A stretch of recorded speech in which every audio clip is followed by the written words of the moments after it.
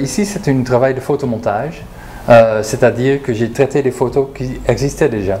Donc, j'ai travaillé avec des photos trouvées et littéralement, j'ai trouvé une boîte remplie avec des photos sur un marché aux puces il y a maintenant 15 ans. Je l'ai acheté et je n'ai rien fait avec pendant des années. En tant qu'artiste, parfois tu cherches de nouveaux projets. Et là, je me suis rendu compte que là, il y a de la matière pour faire quelque chose de fantastique avec. Toutes les photos étaient prises dans certains endroits à Sanary.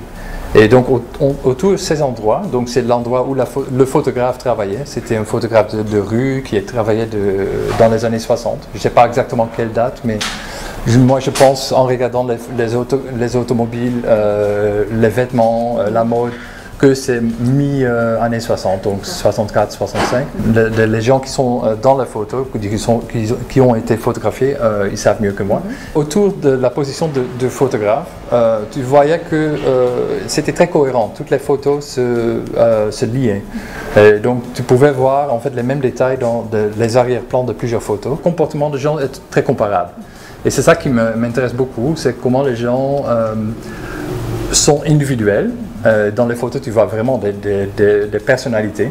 Tout le monde a une personnalité très forte. Parfois, il y a des gens qui sont très, très contents d'être photographiés. Parfois, il y a des sentiments contre être photographiés. Donc, dans tout ça, il y avait une matière qui m'intéressait beaucoup et j'ai commencé à travailler là-dessus. C'est pas très naturel, c'est très artificiel. Et là, dans l'artificialité, il y a quelque chose qui intrigue. Moi, en tant qu'artiste, je travaille beaucoup sur la relation entre l'identité et l'environnement.